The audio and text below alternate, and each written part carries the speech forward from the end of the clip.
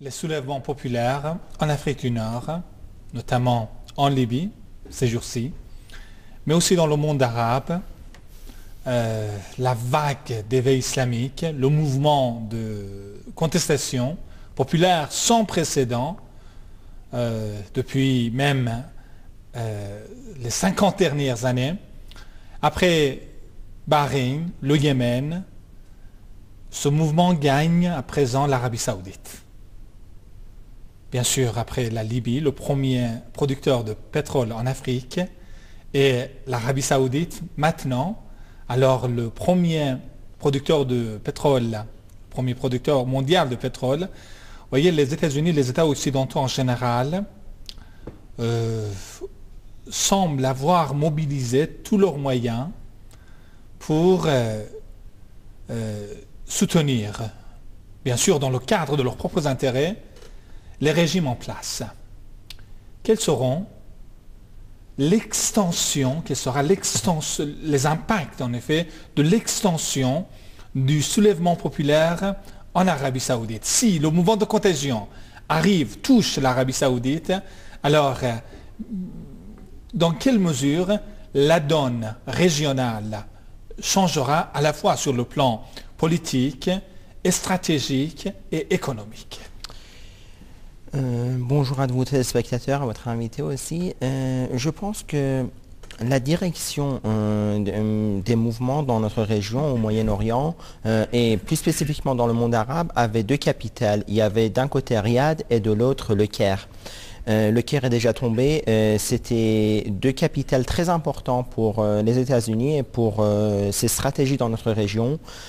Il a perdu très soudain, beaucoup plus rapidement que ce qu'il pensait, le Caire. Et là, il y a vraiment un cauchemar impossible à imaginer. Il y a à peine 3-4 mois pour les États-Unis, c'est que Riyad est en train de tomber aussi. C'est-à-dire que si le mouvement de contagion atteint Riyad et l'Arabie Saoudite, je crois que les États-Unis auront à redessiner complètement leur stratégie dans notre région. Ils perdront la quasi-totalité des appuis qu'ils avaient dans notre région. Il y a certes les bases qui existent au Koweït, à Bahreïn, mais même ces pays, nous avons vu, sont en train de retenir les gens essayent de retenir les gens avec de l'argent.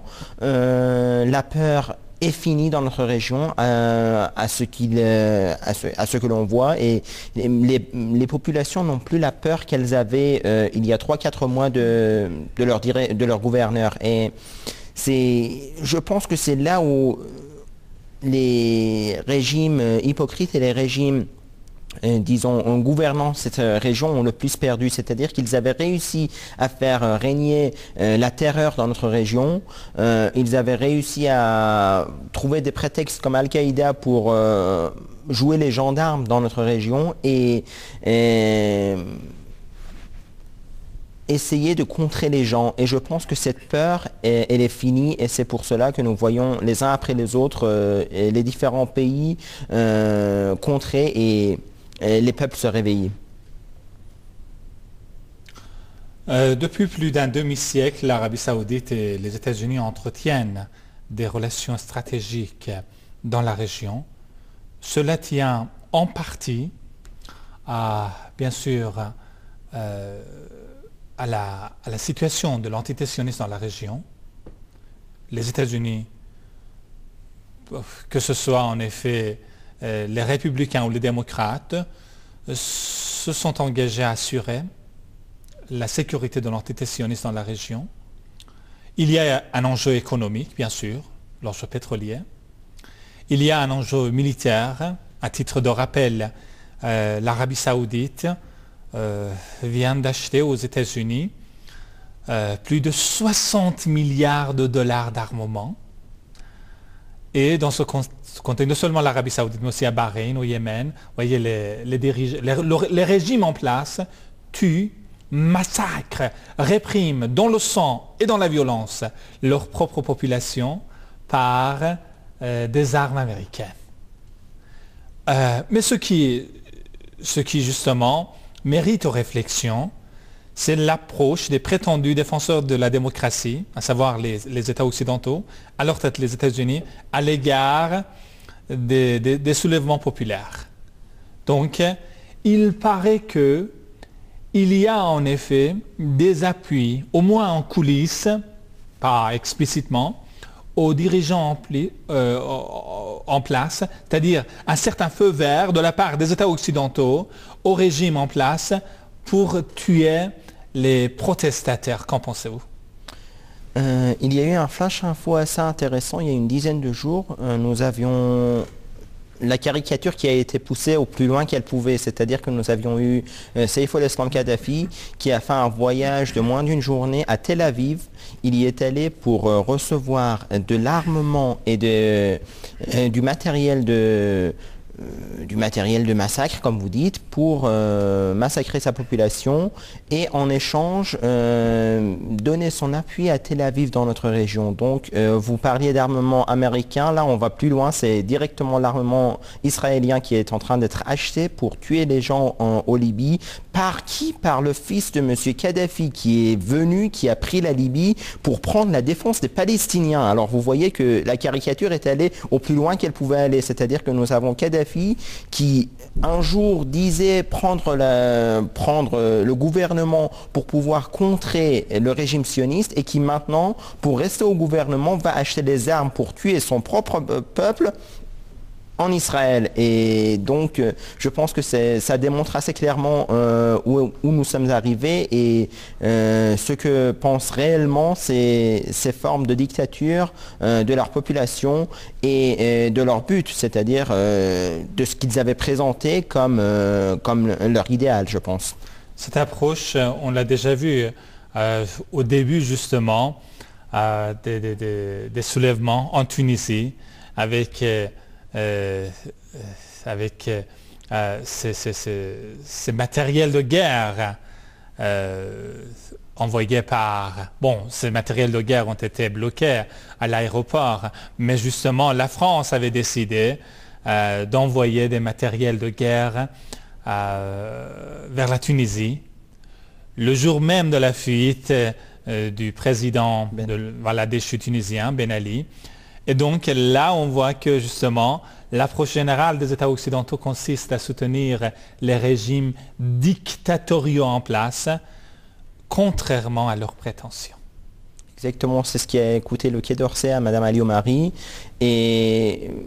Mais je vois d'un autre côté un point assez positif sur ce qui se passe, c'est-à-dire que au moins la France s'est rendu compte que pour pouvoir rester dans la région, il fallait changer de stratégie, il fallait au moins faire semblant de comprendre les peuples. Et je vois en le changement du Quai d'Orsay un signe positif pour ce qui est de la stratégie étrangère française, je crois.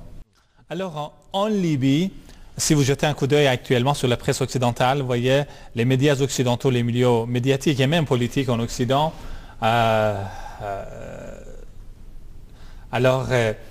semblent de prendre le parti de façon implicite, M. Aristoudé, pour le régime de Kadhafi, en disant que voilà, les révolutionnaires sont en train de reculer, qu'ils alors perdent l'une après l'autre les villes déjà conquises, qu'actuellement il ne leur reste que alors le bastion de la révolution, du soulèvement populaire, à savoir Benghazi. Alors, est-ce que cela veut dire que le régime de Kadhafi, bien sûr soutenu, comme vous avez souligné, par l'antitétionnisme, mais aussi par les États occidentaux, et entre parenthèses, cet enjeu pétrolier, est-ce que le régime de Kadhafi a réussi à réprimer les manifestations populaires, à étouffer en quelque sorte, à étouffer cette mobilisation, ces soulèvements, cette insurrection du peuple libyen? Je pense que M. Kadhafi avait une vitrine. Il s'affichait comme un chef de gouvernement qui vivait sous une tente, qui était avec le peuple, qui qui, d'après ses propres dires, ne dirigeait pas le pays, mais n'avait qu'un rôle de, disons, de conseiller dans le pays. Et avec ce surnom dérisoire, le père de la révolution libyenne. Voilà, exactement. Mais ce qui s'est passé, c'est que les villes, quand elles ont été libérées les unes après les autres, avant d'être repris par les forces de M. Kadhafi, eh bien, les gens ont vu ce qu'était vraiment M. Kadhafi, c'est-à-dire qu'ils ont vu les villas de son fils, ils ont vu ce qu'il y avait derrière ce gouvernement, ils ont vu les prisons cachées que ce régime avait dans ces différentes villes. Je ne sais pas si vous avez vu les photos qui ont été présentées de ces prisons ou de ces villas, et je pense que quand les gens voient ce qu'il se passe, que la vérité par rapport à ce qu'il leur avait présenté, je ne vois pas de vie à long terme à M. Kadhafi et à son régime. Ils pourront peut-être rester, peut-être qu'ils pourront même rester une dizaine d'années peut-être, mais ce qui va se passer, c'est que M. Kadhafi ne sera plus jamais ce qu'il était avant, c'est-à-dire qu'il ne pourra plus jamais se présenter comme il s'était présenté. Malheureusement, ce que l'on a vu de la part des régimes occidentaux, c'est qu'il y avait un interview avec M. Rumsfeld, je crois, sur une des chaînes américaines, dans lequel il s'est mis à comparer Kadhafi et Saddam Hussein, et il a dit que Kadhafi n'avait pas de comparaison, qu'on ne pouvait pas comparer M. Kadhafi et M. Saddam Hussein. Saddam Hussein est plus dictateur que lui. Je ne vois vraiment pas de quoi il parlait, je ne vois pas de différence entre ce que fait M. Kadhafi, bombarder avec l'aviation militaire sa propre population. C'est quelque chose, je pense, d'assez terrible. Et nous avons vu les régimes occidentaux contrer des choses beaucoup plus, entre guillemets, je dirais légères, alors que là, nous les avons qui sont